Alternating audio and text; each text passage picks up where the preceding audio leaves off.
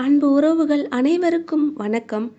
இந்த பதிவை நீங்கள் காணும் இத்தருணத்திலிருந்து உங்கள் மனதிலும் மிகப்பெரிய மாற்றம் உருவாவதை நீங்கள் பரிபூரணமாக உணரலாம்.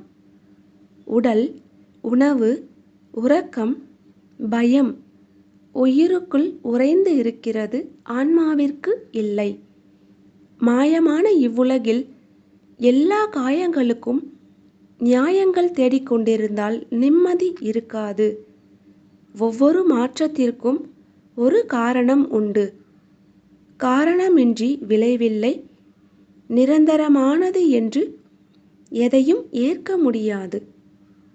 இறைவன் தன்னுள்ளேயே இருக்கிறான் என்ற எண்ணம் எழுகின்ற போது சொர்க்கத்தை உணர்கிறான். உன்னுள் உன்னதமான நிலையை அடைந்துவிடு. உன்னுள் இருக்கும் இறையை உணர்ந்துவிடு.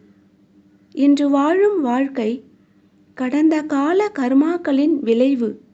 இப்போது நீங்கள் செய்யும் செயலே உங்கள் எதிர்காலத்தை தீர்மானிக்கும். தெளிவாக தேர்ந்தெடுங்கள்.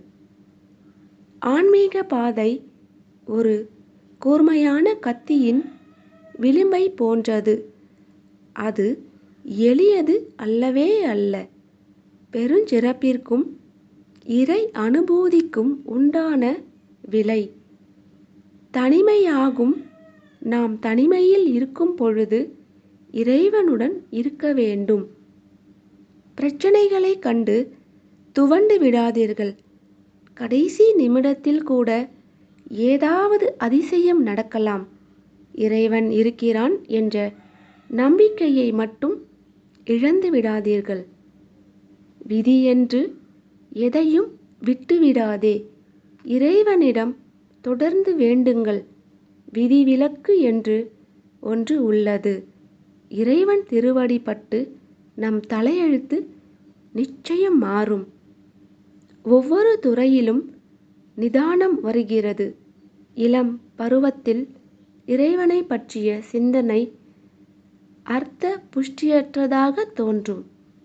வாழ்வில் அடிபட்டு ஆண்டவனை சரணடைய வரும்போது அவனது மாபெரும் இயக்கம் ஒன்று பூமியில் நடைபெறுவது புத்தியில் படும்.